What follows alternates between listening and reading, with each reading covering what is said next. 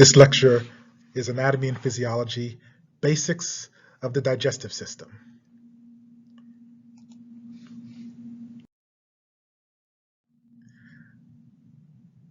Once again, we have an overview of what we're going to talk about. We will talk about the prototypical structure of the wall of the GI tract.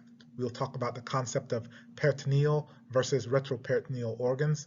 We will talk about mesentery and omentum, and we will talk about the process of digestion.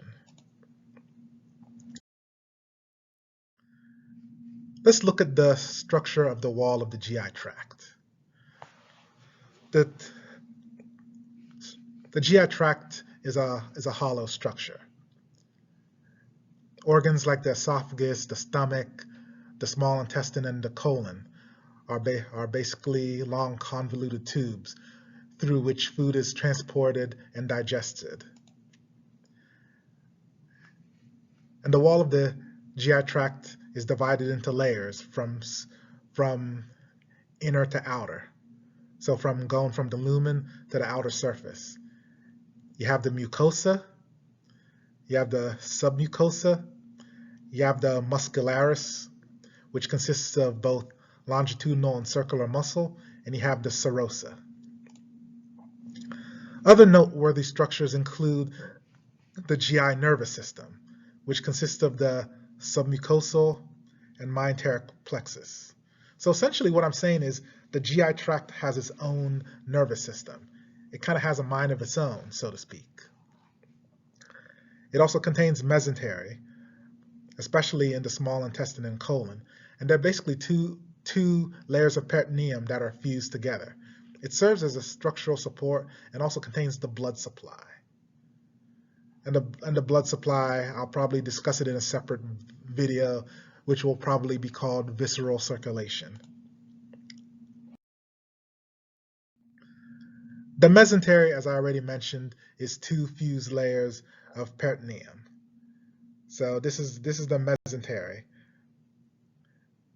And again, this is mesentery and mesocolon. So you have the mesentery that goes to the small bowel, to the small intestine, and you have mesentery that goes to the colon. And the mesentery contains the blood supply of the bowel, and it anchors the colon and small intestine to the body wall. So feel free to pause this slide and study these pictures. Now let's talk about the omentum. We have the lesser omentum and the greater omentum. This is the lesser omentum, which basically spans from the stomach to the liver. We have the greater omentum, which spans from the stomach to the transverse colon. And in a way, it's kind of an extension of the mesentery of the stomach, so to speak. Now let's talk about intraperitoneal versus retroperitoneal. So intraperitoneal means that this organ lies in the peritoneum and it's covered entirely by peritoneum. So any organ with a mesentery is intraperitoneal, such as the stomach, small intestine, cecum and appendix, transverse colon, sigmoid colon, so to speak, whereas the ascending and descending colon are retroperitoneal, as well as the kidneys, which we already know, and of course the great vessels such as the aorta and the inferior vena cava. So this is intraperitoneal, and then organs like this are retroperitoneal. They're behind the peritoneum,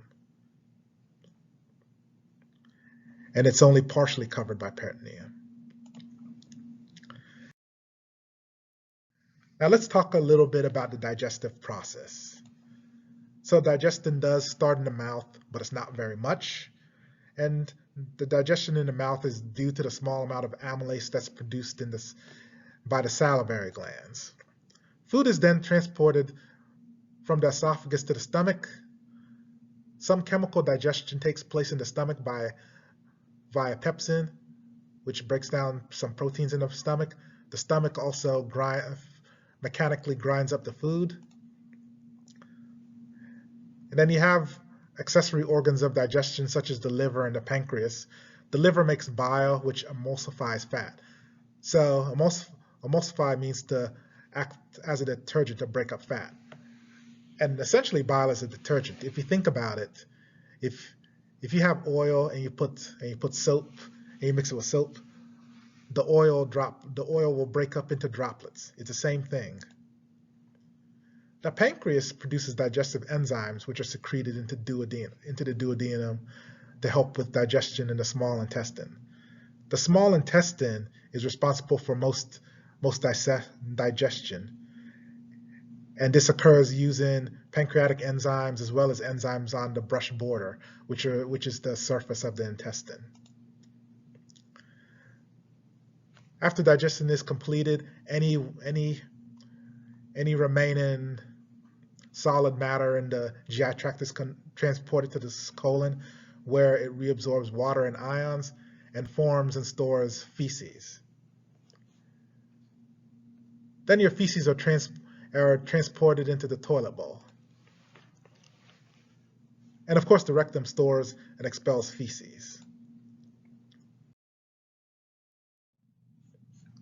Looks like we're done. The end. Like this video, subscribe, and thank you.